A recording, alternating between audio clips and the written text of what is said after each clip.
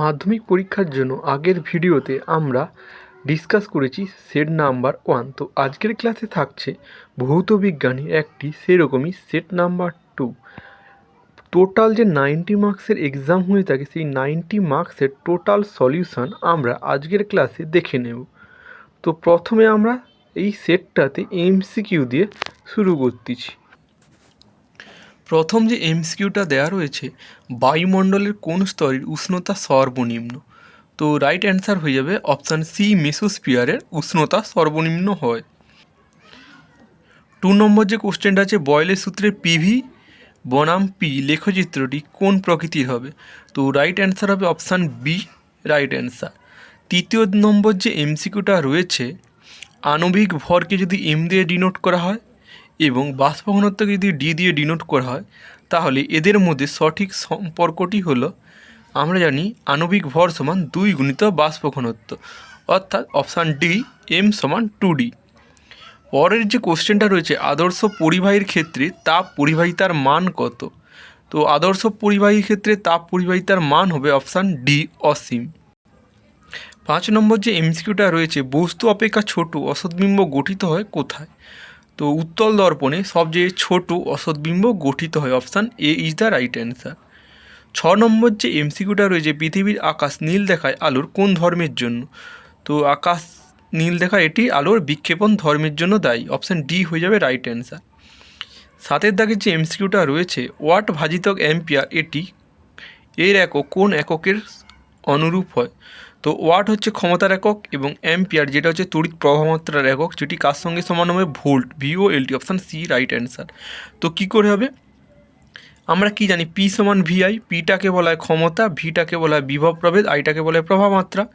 তাহলে ওয়াটকে লেখা যায় বিভব ভোল্ট ইন্টু অ্যাম্পিয়ার, আর নিচে আগে থেকে অ্যাম্পিয়ার আছে, তাহলে অ্যাম্পিয়ার কেটে গেলে কি শুধু ভোল্ট পড়ে থাকবে, তাই answer C is the right answer. 8 দাগে যে এমসিকিউটা রয়েছে, যান্ত্রিক শক্তি থেকে তড়িৎ শক্তি উৎপন্ন হয় কোথায়? তো যান্ত্রিক শক্তি থেকে তড়িৎ শক্তি উৎপন্ন হয় জেনারেটারের, অপশান বি হয়ে যাবে রাইট অ্যান্সার। 9 নম্বর যে এমসিকিউটা রয়েছে, আলফা কণায় উপস্থিত থাকে কি কি? আলফা কণাকে আমরা একটা হিলিয়াম পরমাণুর সঙ্গে তুলনা করতে পারি। হিলিয়ামের ভর সংখ্যা হচ্ছে 4 এবং পারমাণবিক সংখ্যা হচ্ছে 2, তাহলে 4 - 2 অর্থাৎ 2 হবে নিউট্রন সংখ্যা, যেখানে প্রোটন সংখ্যাও 2, নিউট্রন সংখ্যাও 2 হবে, অর্থাৎ অপশান সি রাইট অ্যান্সার। 10 নম্বর যে এমসিকিউটা রয়েছে, দীর্ঘ পর্যায় সারণী তৃতীয় পর্যায়ে কতগুলি মৌলিক পদার্থ রয়েছে? তো তৃতীয় পর্যায়ে মেনলি 18টা মৌল রয়েছে। 11 দাগের এমসিকিউ, প্রদত্ত কোন হাইড্রোজেন ঘটিত যৌগটি তড়িৎযোজী প্রকৃতি? তো হাইড্রোজেন সালফাইড একটি তড়িৎযোজী প্রকৃতির, অপশান সি হয়ে যাবে রাইট অ্যান্সার। অসওয়াল্ড পদ্ধতিতে নিম্নের কোনটি প্রস্তুত করা যায়? তো অসওয়াল্ড পদ্ধতির সাহায্যে আমরা প্রস্তুত করে থাকি nitric acid, HNO3, option B হবে রাইট অ্যান্সার। 13 এমসিকিউটা রয়েছে, ক্যালামাইন কোন ধাতুর আকরিক? তো ক্যালামাইনের সংকেত যদি আমরা মনে রাখতে পারি তাহলে জানা যাবে কোনটা হচ্ছে আকরিক। তো ক্যালামাইনের সংকেত হচ্ছে ZnCO3। এখানে তাহলে কোন ধাতুর আকরিক? অপশান সি হবে জিঙ্ক, Zn। পরের এমসিকিউটা রয়েছে, জলের তড়িৎ বিশ্লেষণে তড়িৎদ্বার হিসাবে ব্যবহার করা হয়, রাইট অ্যান্সার হবে প্ল্যাটিনাম পাত, অপশান এ। অ্যালকোহল শ্রেণীর কার্যকরী মূলক কোনটি? তো অ্যালকোহল শ্রেণীতে যে গ্রুপটা থাকে সেটা হচ্ছে অপশান ডি, OH গ্রুপটি থাকে। তো গ্রুপ বিতে আমরা সংক্ষিপ্ত উত্তরধর্মী 1 নাম্বার যে এসে থাকে 21টা কোশ্চেন, সেগুলো আমরা ডিসকাস করে নিচ্ছি। প্রথম যে কোশ্চেনটা রয়েছে, একটি শক্তি উৎসের নাম লেখো যেটি স্থিতিশীল বৃদ্ধি ও উন্নয়নের জন্য ব্যবহার করা হয়। তো হয়ে যাবে সৌরশক্তি। 2 নম্বর কোশ্চেন, বডি স্প্রেতে থাকা ড্যাশ গ্যাস একটি গ্রিন হাউস গ্যাস। তো বডি স্প্রেতে থাকে CFC, ক্লোরোফ্লুরোকার্বন, যা একটা গ্রিন হাউস গ্যাস। পরের কোশ্চেনটা কী রয়েছে, 4 গ্রাম হাইড্রোজেন গ্যাসের আদর্শ গ্যাস সমীকরণটি লেখো। তো কোশ্চেনটা আরেকবার পড়তেছি, 4 গ্রাম হাইড্রোজেন গ্যাসের ক্ষেত্রে আদর্শ গ্যাস সমীকরণটি লেখো। আদর্শ গ্যাস সমীকরণ সমান কী হয়? PV সমান NRT, এনটাকে লেখা যায় W/M। ডাব্লু মানে প্রদত্ত ভর কত রয়েছে? 4, এবং হাইড্রোজেন হচ্ছে আণবিক ভর কত হয়? M সমান 2, তাহলে 4/2 ইকুয়াল টু কত হবে? 2RT, PV সমান 2RT, এটাই হবে রাইট অ্যান্সার। 3 দাগের তাহলে অ্যান্সার হবে PV সমান 2RT। পরের কোশ্চেন রয়েছে, বাস্তব গ্যাসগুলি কোন শর্তে আদর্শ গ্যাসের ন্যায় আচরণ করে? তো বাস্তব গ্যাসগুলি উচ্চ উষ্ণতায় নিম্ন চাপে উচ্চ উষ্ণতায় নিম্ন চাপে বাস্তব গ্যাসগুলি আদর্শ গ্যাসের ন্যায় আচরণ করে। পরের কোশ্চেনটা রয়েছে বায়ু সাপেক্ষে কাঁচের প্রতিসারাঙ্ক যদি 3/2 হয় তাহলে কাঁচ সাপেক্ষে বায়ুর প্রতিসারাঙ্ক কত হয়? তো উল্টে যায়, 2/3 হবে রাইট অ্যান্সার। ছয়ের দাগের যে কোশ্চেনটা রয়েছে গাড়ির হেডলাইটে কোন ধরনের গোলীয় দর্পণ ব্যবহার করে? তো অবতল দর্পণ ব্যবহার করা হয়। পরের কোশ্চেনটা রয়েছে তাপ পরিবাহিতাঙ্কের এসআই এককটি লেখো। কঠিনের মধ্য দিয়ে তাপ পরিবাহিতা কোন কোন বিষয়ের উপর নির্ভর করে?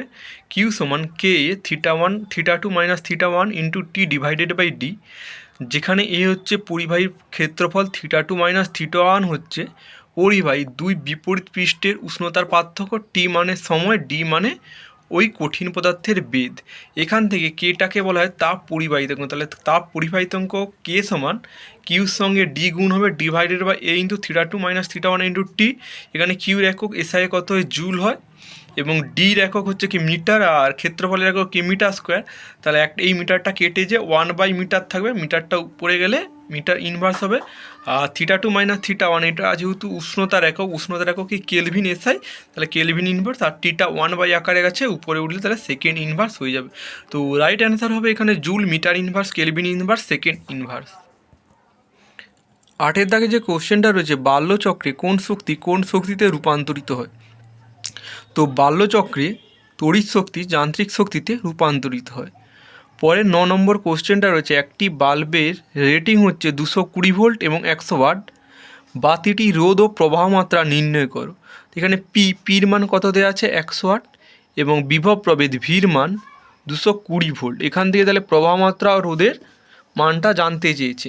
তো আমরা কি জানি? পি সমান ভিআই, তাহলে আই সমান কী হবে? P/V। পি এর মান কত দেওয়া আছে? 100, এবং ভির মান কত দেওয়া আছে? 220। তাহলে 100/220 অর্থাৎ 10/22, এটা হবে প্রবাহ মাত্রা। এখান থেকে আই বের করে নিয়েছি, এবং এখানে ভির মানটা দেওয়া আছে 220। এখান থেকে কি সূত্র লাগাতে হবে? ভি সমান আইআর। ভি সমান আইআর দিয়ে দিলে রোধের মানটা হয়ে যাবে। 9 নম্বর যে কোশ্চেনটা বলে দিয়েছি তাও আমি সলিউশান এখানে দেওয়া রয়েছে। তো বৈদ্যুতিক বাল্বের রেটিং 220 ভোল্ট এবং ক্ষমতা দেওয়া রয়েছে 100 ওয়াট, তবে বাতিটি রোধ ও প্রবাহমাত্রা নির্ণয় করো। তো সলিউশানটা হবে, আমরা দুটা সূত্র জানি, একটা হচ্ছে পি সমান ভিআই আর একটা হচ্ছে ভি সমান আইআর। পি এর মান কত হবে? 100 ওয়াট, এবং বিভব প্রভেদ ভির মান হচ্ছে 220 ভোল্ট। তাহলে আইকে লিখতে পারি, তাহলে আইটা যেহেতু প্রবাহমাত্রা বের করতে বলেছে, আই সমান কী হবে? P/V। পি এর মান রয়েছে 100 এবং ভি এর মান দেওয়া আছে 220, তো 10/22 অ্যাম্পিয়ার হবে প্রবাহ মাত্রা। এবং ওহমের সূত্রের গাণিতিক রূপ ভি সমান আইআর, এখান থেকে আর সমান কী হবে? V/I।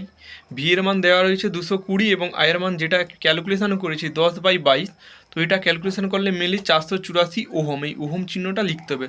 তো 10/22 অ্যাম্পিয়ার, এটা হচ্ছে প্রবাহ মাত্রার অ্যান্সার, এবং রোধের মানটা হবে 484 ওহম, এটা হচ্ছে ওহমের রোধের মান। 10 দাগের যে কোশ্চেনটা রয়েছে তেজস্ক্রিয় আয়োডিন কোন রোগের চিকিৎসায় ব্যবহৃত হয়? তো থাইরয়েড গ্রন্থির চিকিৎসায় তেজস্ক্রিয় আয়োডিনটা ব্যবহার করা হয়ে থাকে। পরের কোশ্চেনটা রয়েছে দৈনন্দিন জীবনে ব্যবহৃত একটি সমযোজী ও তড়িৎযোজী যৌগের নাম লেখো। তো সমযোজী যৌগটা হবে গ্লুকোজ, যার সংকেত হচ্ছে C6H12O6, এবং তড়িৎযোজী যৌগের নাম হবে সোডিয়াম ক্লোরাইড বা খাদ্য লবণ, যার সংকেত হবে NaCl। 12 যে কোশ্চেনটা রয়েছে জলীয় দ্রবণে CuSO4 এর তড়িৎ বিয়োজন কী ঘটে? তো অ্যানোডে কপার এবং ক্যাথোডে, আচ্ছা ভুল বলেছি, ক্যাথোডে হবে, ক্যাথোড মানে মাইনাস, মাইনাস মানে কে ছুটে আসবে? প্লাস ছুটে আসবে, অর্থাৎ ক্যাথোডে কপার তৈরি হবে এবং অ্যানোডে অক্সিজেন পাওয়া যাবে। ওলিয়ামের রাসায়নিক নাম ও সংকেত কী? তো ওলিয়ামের রাসায়নিক নাম হবে পাইরোসালফিউরিক অ্যাসিড এবং সংকেত হবে H2S2O7। 14 দাগের যে এমসিকিউটা রয়েছে NH3 থেকে উৎপন্ন করা একটি জৈব অ্যাসিড এবং অজৈব সারের নাম কি? তো অ্যামিনো থেকে উৎপন্ন করে যা এমন একটি জৈব সার হবে ইউরিয়া, এবং অজৈব সার হবে অ্যামোনিয়া সালফেট।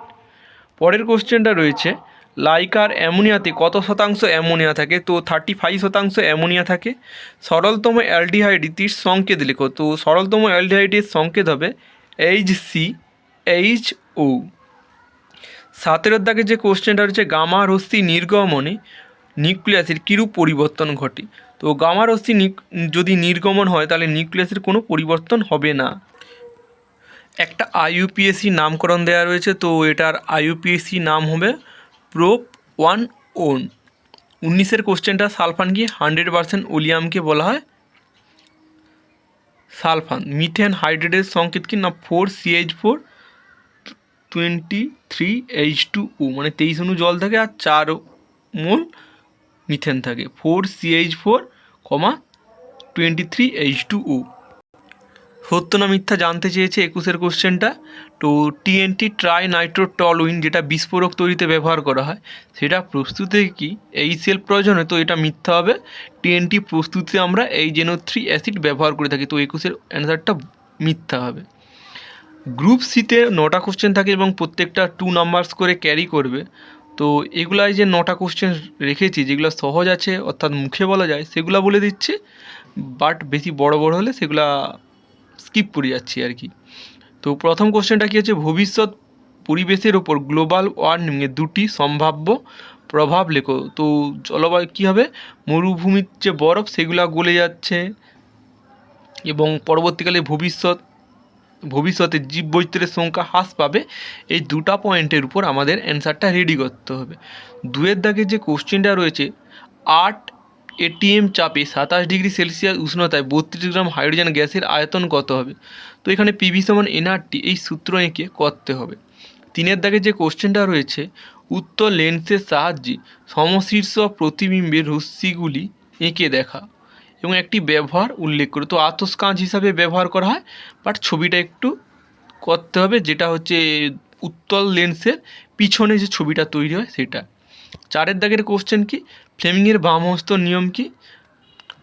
5 দাগের কোশ্চেনটা রয়েছে, আয়নীয় যৌগ এবং সমযোজী যৌগের মধ্যে 2টি পার্থক্য। 6 দাগের কোশ্চেনটা রয়েছে, মেন্ডেলিফের পর্যায় সূত্রটি লেখো এবং পর্যায় সারণী এন এর অবস্থান লেখো।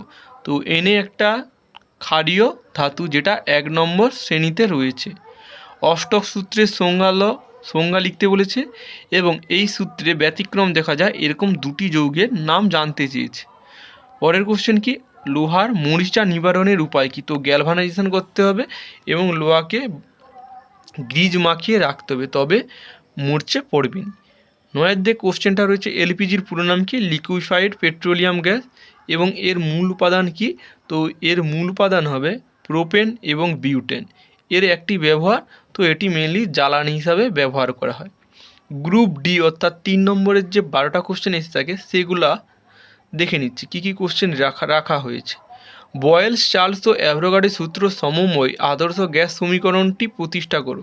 তো পিভি সমান এনআরটি এই সূত্রটা আমাদেরকে প্রমাণ করতে জানতে যাওয়া হয়েছে। রাসায়নিক গণনা থেকে যে ম্যাথটা এসে থাকে সেটা দেওয়া রয়েছে।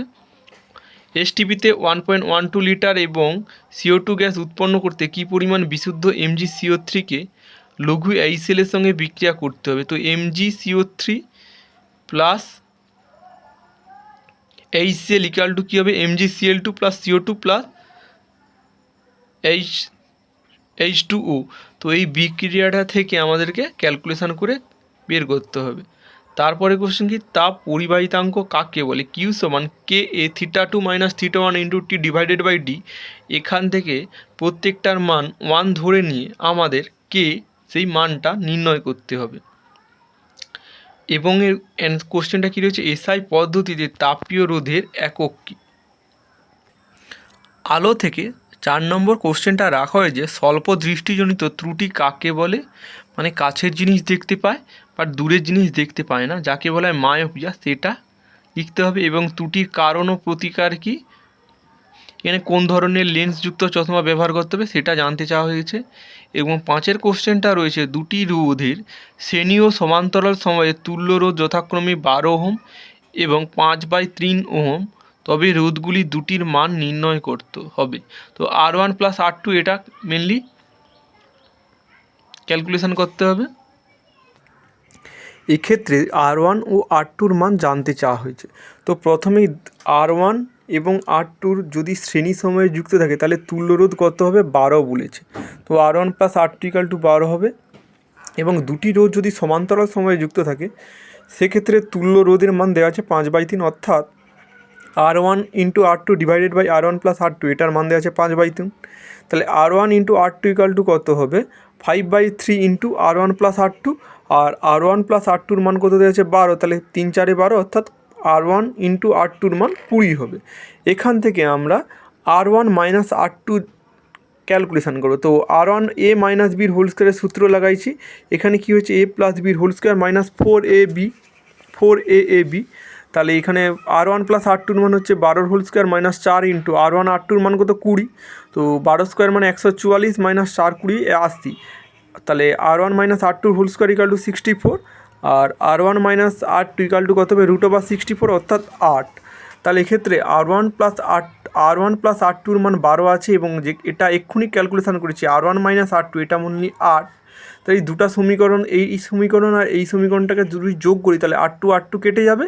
তাহলে এখানে কি R1 + R2 অর্থাৎ 2R1, এইদিকে 12 + 8 কত হবে 20 হবে। তো R1 = তাহলে কত হবে 20/2, যেটা হবে 10। এবং R1 + R2-র মধ্যে R1 যদি 10 হয় তাহলে R2-র মান কত হবে 2, তো রাইট অ্যান্সার হয়ে যাবে R1-এর মান 10 এবং R2-র মান 2 ওহম হয়ে যাবে রাইট অ্যান্সার। পরের যে কোশ্চেনটা রয়েছে, ডায়নামো ও মোটরের মধ্যে দুটি পার্থক্য লেখো। তো এটা কোন শক্তি থেকে কোন শক্তিতে রূপান্তরিত করা যায় এবং কোনটি ফ্লেমিংয়ের বাম হস্ত এবং কোনটি ফ্লেমিংয়ের ডান হস্ত সেটা লিখলেই হয়ে যাবে। পরের পাঠে এই কোশ্চেনটা রয়েছে, গৃহস্থলীর বর্তনীতে তড়িৎ যন্ত্রগুলি কোন সময়ে যুক্ত থাকে। তো গৃহস্থলীর বর্তনীতে সমান্তরাল সমবায়ে যুক্ত থাকে। কেন? যে একটি বন্ধ করলে অন্যগুলি বন্ধ হয়ে যায় না, এই জন্য সমান্তরাল সমবায়ে যুক্ত থাকে। তো 7-এর কোশ্চেনটা রয়েছে, তেজস্ক্রিয়তা কাকে বলে এবং এদের মধ্যে তুলনা করতে বলেছে। তো আয়ন শক্তি এবং ভেদন ক্ষমতা, আয়ন শক্তি কার বেশি, আলফার বেশি, এবং ভেদন ক্ষমতা গামার বেশি, এটা নিয়ে আমাদেরকে তুলনা করতে হবে। তো 8-এর কোশ্চেনটা রয়েছে, আয়নাইজেশন শক্তি কাকে বলে এবং এর একক। তো এর একক হবে ইলেকট্রন ভোল্ট, এবং দুটি সন্ধিগত মৌলের নাম কি হবে। তো সন্ধিগত মৌলের নাম হবে Sc এবং জিঙ্ক। 9-এর কোশ্চেনটা রয়েছে, তড়িৎ বিশ্লেষণে ক্যাথোড ও অ্যানোড কপার ধাতুর বিশোধন প্রক্রিয়াটি বিক্রিয়াসহ লেখো। এটা হচ্ছে 9-এর কোশ্চেন। 10-এর কোশ্চেনটা খুবই ভালো, হেবার পদ্ধতিতে অ্যামোনিয়া শিল্প উৎপাদনের শর্তাবলী ও সীমিত সমীকরণটি লেখো। তো হেবার পদ্ধতি জানতে চাওয়া হয়েছে। 11-এর কোশ্চেনটা রয়েছে, একটি বিক্রিয়ার সাহায্যে প্রমাণ করো অ্যাসিটিলিন একটি অসম্পৃক্ত জৈব যৌগ। আর 12-র যে শেষ কোশ্চেনটা রয়েছে, দেখাও যে কাচফলকের মধ্য দিয়ে আলোর প্রতিসরণের ফলে রশ্মির কোনো চ্যুতি হয় না। তো এটাই ছিল একটা ফুল প্র্যাকটিস সেট। পরের ভিডিওতে আমরা আলোচনা করব প্র্যাকটিস সেট 3। এইরকম করে টোটাল আমরা 10টা সেট মাধ্যমিক পরীক্ষার আগে আলোচনা করব। তো পরবর্তী ক্লাস হবে সেট নম্বর 3-তে।